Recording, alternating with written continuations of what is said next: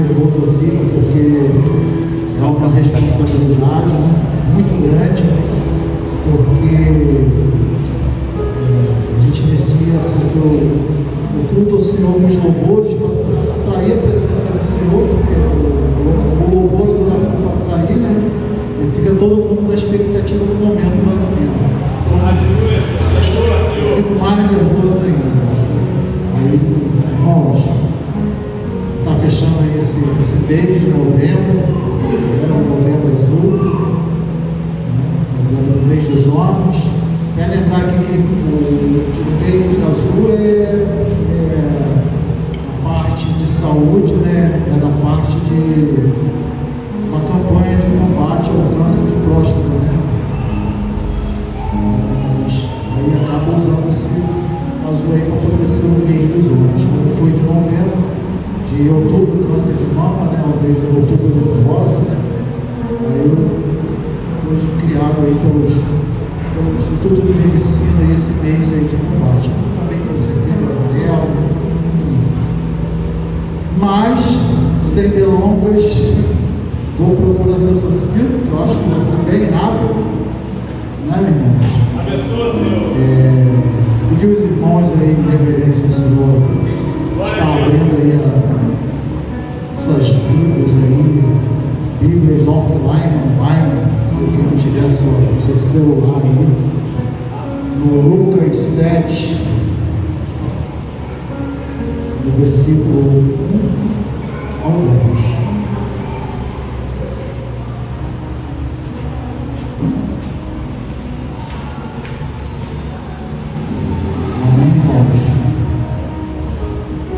Quem não puder se levantar, fica à vontade, pode continuar sentado.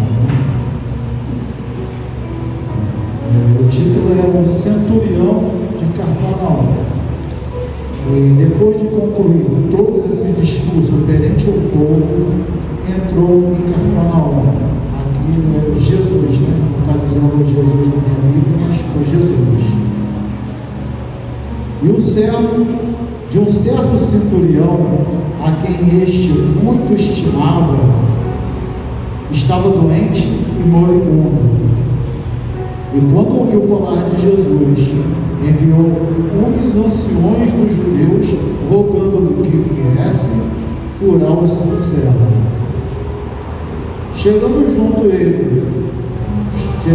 eles de Jesus, rogaram-lhe muito, dizendo: é digno que lhe concedas isso, porque ama a nossa nação e ele mesmo nos edificou sempre sinagogas. E foi Jesus com eles. Mas quando já estava perto da casa, enviou-lhe o centurião os amigos, e lhe dizendo: Senhor, não te incomodes, porque não sou digno que entre debaixo do meu telhado. E por isso nem ainda me julguei digno de ter ido contigo. Dize, porém, só uma palavra, e o meu servo, meu criado, sarará. Porque também eu sou homem, sujeito à autoridade, e tendo soldados sobre o meu poder, e digo: este vai, ele vai. A outros vem, ele vem. E ao meu servo: faze isto, e ele o faz. E ouvindo isso, Jesus maravilhou-se dele, voltando-se e disse para a multidão que o seguia: agora já Jesus falando, digo-vos que nem Israel tem achado tanta fé. Aleluia. E voltando para casa, os que foram enviados acharam são o servo enfermo. Deixa eu pegar aqui o meu esboço. O esboço do irmão Sérgio foi imenso, né? Vou pegar o meuzinho aqui, peraí, que tem que botar uma lente de aumento aqui. Brincadeira. brincadeira, irmão, você tem que ter essa paixão para ele, porque a palavra de Deus, ela não tem que estar no papelzinho, ela está na Bíblia, que tem 66 livros, que ela é o manual das nossas vidas. Irmãos, é uma palavra, é uma história, né? Uma passagem da Bíblia, bastante conhecida. Eu procurei pesquisa, né? Porque a gente para estar trazendo a palavra, tem que estudar, irmão. Eu até falei para o pastor aí que eu sou ruim de ler pra caramba. Eu já tentei ler a Bíblia, eu vou fazer, acho que eu tenho 9 anos de evangelho. Já tentei ler a Bíblia várias vezes, eu não consigo. Já tentei de vários métodos que me ensina A, B. Os evangelhos os 3 livros que foi o Pentateuco, que eu consegui ler todos, que os 5 primeiros, e esses 3 evangelhos eu consegui ler. E eu fico maravilhado com os 3, não, os 4, né, que ainda tem o de João. Fico maravilhado com os evangelhos, porque tudo que fala a respeito de Jesus, tudo que ele fez por nós, é lindo demais, é maravilhoso. É uma coisa inexplicável, extraordinária. O que Jesus fez, que Deus, né? Primeiramente o Pai, né? Fez por nós desde o início da criação dos mundos e até hoje, né? Mas, vamos lá, irmãos, o centurião, né, nessa passagem, nessa história, eu fui estudar sobre o centurião. O centurião, naquela época, não era uma pessoa qualquer. Não era qualquer um. Era uma pessoa muito importante na Cafarnaum. E como a Bíblia diz é que ele tinha muitos soldados. Ele era... Vou perguntar a Daniel, quantos soldados tinha o centurião? Bastante. Glória a Deus, tinha bastante. O centurião, ele tinha em seu comando 100 homens. E uma pessoa para chegar à posição de centurião, você vê na época de Roma, né? Você vê os filmes, então para chegar naquela posição ele é um cara de muito prestígio para o rei, né? Então ele tinha 100 homens e tinha os seus criados, né? Mas não era um homem qualquer. Pela Bíblia aqui vai relatar logo de início aqui que ele era um homem que tinha 3 características que se destacam esse homem. Aqui o irmão, o evangelista, o Felipe aqui, eu estava presente na pregação, ele deu referências dos homens da Bíblia. Referência de homens que Deus levantou, Deus direcionou. Esse aqui para mim é uma referência pela característica dele. Tá? Ele primeiramente, ele amava um servo, o serviçal dele, ele tinha um amor, mas ele não era só um servo, ele amava o povo de Israel, porque a Bíblia diz aqui que ele era amigo dos anciões, ele ajudou a levantar sinagogas, ele era um homem diferente. Você vê que naquela época, um romano com o povo de Israel era perseguido. Os romanos tinham lá as suas leis e tal, e tinha suas diferenças, não se misturavam povos, tanto que os romanos lá tinham seus deuses padrão, né?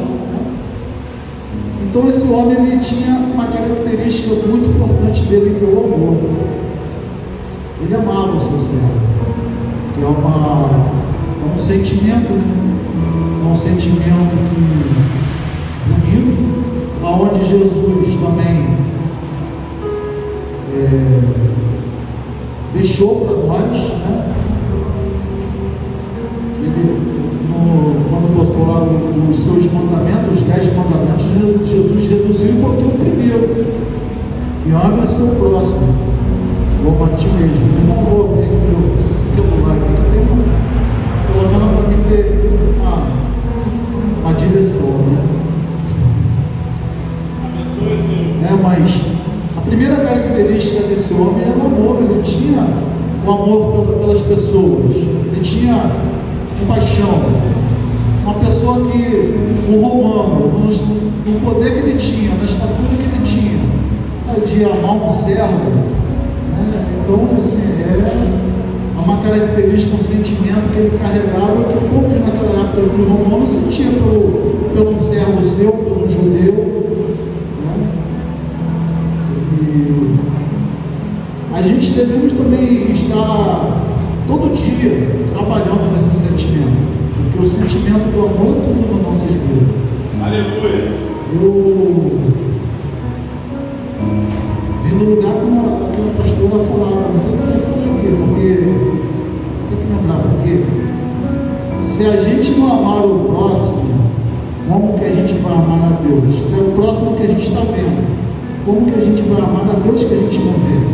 É difícil, é impossível, né? Aí, nessas estudando aqui, então eu relembrei de até uma passagem minha, né? Porque é difícil, irmão. Aí a pessoa fala que ama, mas ama mesmo, de verdade. Se você encontrar um mendigo sujo, ele te abraçar, você vai abraçar, irmão? Aí que começa a ter o confronto. Você abraça, você. Aonde que está o amor? E a gente, muitas das vezes, sabe, pô, esse cara está cheirando mal, ele está sujo. Enfim, o amor começa por aí. Temos que abraçar. Porque Deus, Jesus nos ensina: ama-te teu próximo como fosse a si mesmo. Uma vez eu estava lá em Macaé, mas antes de falar isso, aí tem uma passagem também aqui, no versículo da Bíblia, que falam que a iniquidade de muitos, a iniquidade do mundo vai ser tanta que o amor de muitos se esfriarão, né? Aí uma vez eu estava em Macaé, indo trabalhar lá na rodoviária, e veio um homem chorando, explicando, irmãos, porque eu estou com fome e paga algo para me comer, eu estou com fome, porque eu não dou dinheiro. Sinceramente, se pedir, eu não dou dinheiro, eu pago. Você quer comer, eu vou ali e vou pagar para você. Ele nem pediu dinheiro, não. Ele já vem chorando e pedindo dinheiro, pedindo para pagar algo para ele. Eu falei: meu irmão, você está com fome mesmo? Não, estou com fome, estou 2 dias sem comer, então vamos ali. Estava na rodoviária, vê o que esse homem quer. O homem pediu 2 coxinhas, um café. Pode dar para o homem. Aí 2 coxinhas. Disso tinha um colega também, acompanhando comigo, que ia embarcar no outro dia. Aí o homem: não vou comer aqui, que não sei o que. Eu falei: pode estar aí as coxinhas, cara. Amei. Ele: não vou comer aqui não. Pegou as coxinhas, tomou o café, pegou as coxinhas, meteu o pé. Aí daqui a pouco o homem que me vendeu as coxinhas falou assim para mim: vai vender as coxinhas para beber cachaça. Eu falei: meu irmão, eu fiz a minha parte. Infelizmente, se ele não quis comer, ele não me enganou, ele está enganando ele mesmo. Aí é onde eu também, a iniquidade é tão grande que muitos acabam perdendo o amor, acabam perdendo essa essência. Aí outra vez está com o namorei aqui, eu e minha esposa, final de ano, aquela correria, aí veio um garotinho: tio, paga um lanche para mim, aí entrei ali naquele xing-ling ali: vamos lá que eu vou pagar, umzinho. Eu falei: dona, dá um lanche para esse rapaz aqui. Meu amigo, daqui a pouco choveu 1, 2, 3, vai, eu larguei uns 50 reais. Não, paga, já está todo mundo aqui agora. Mas isso é amor. É um abraçar uma pessoa que está pedindo um abraço, não aqui dentro da igreja, não fora. Aqui na igreja, a gente vai ter o pastor fala que a gente pregar lá fora, mas a gente temos que levar esse amor de Jesus fora, para a gente trazer, levar ao mundo o que Jesus é, o que Ele fez, que Ele morreu, Ele se entregou para a gente, por nós estar aqui. Então, assim, essa é uma das qualidades desse centurião, do amor.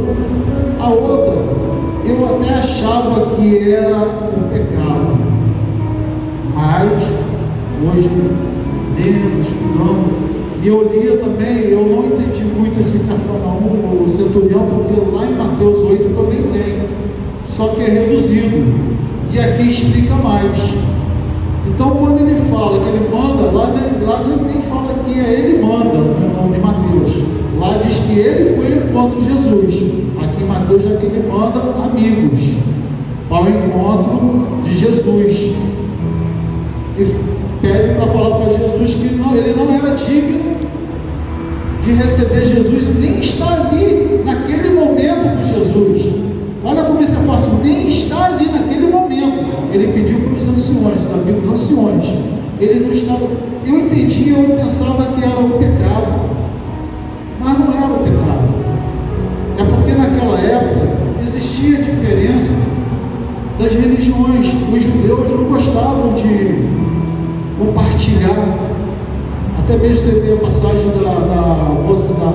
da samaritana no poço, e ela fala que você está falando comigo, você não sabe quem eu sou uma samaritana. Então tinha essa diferença, e ele achava-se que não poderia ser digno de estar ali, porque ele não compartilhava da mesma religião que Jesus, e eu pensava que era um pecado. Jamais. O rapaz, muitas das vezes, ele era mais cristão do que muitos judeus daquela época, como há hoje em dia também, que há muitos crentes que só a misericórdia de Cristo, mas Deus sabe, não estou aqui para julgar nem nada ninguém. Deus sabe dos nossos corações e sabe de cada vida de cada um. Então ele teve a humildade, esse caráter, humildade de reconhecimento. Isso é muito importante.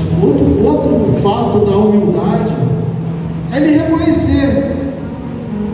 Manda somente uma palavra, porque eu tenho aqui no. Porque também sou homem, no 8. Sou homem, porque também sou homem, sou sujeito à autoridade, e tenho soldados sob meu poder. Ele teve a humildade de reconhecer Jesus, que ele era o general do céu.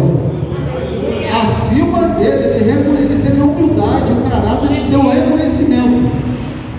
Jesus, manda aí a palavra, porque eu sei, eu tenho autoridade, mas o Senhor tem autoridade para falar aí, porque o Senhor é o general do céu. Se o Senhor vai falar curar, vai ser curado. Se o Senhor falar que vai andar, vai andar. Então Jesus, ele teve um reconhecimento, a humildade de ter o reconhecimento de Jesus.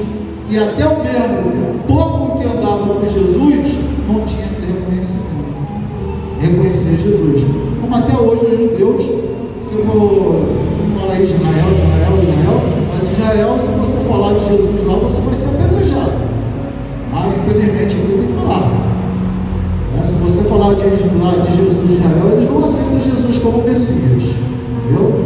Se você for pregar lá a palavra lá, você vê alguns vídeos aí, eles lá, para eles lá é o Antigo Testamento. Eles ainda estão na lei de Moisés. E o terceiro e último,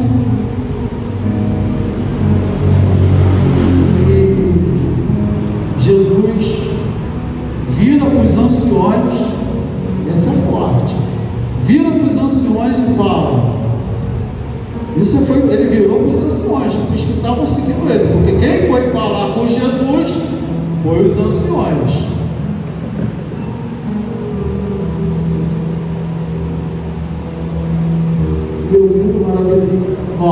E ouvindo isso, Jesus maravilhou-se dele, voltando-se disse à multidão que o seguia: digo-vos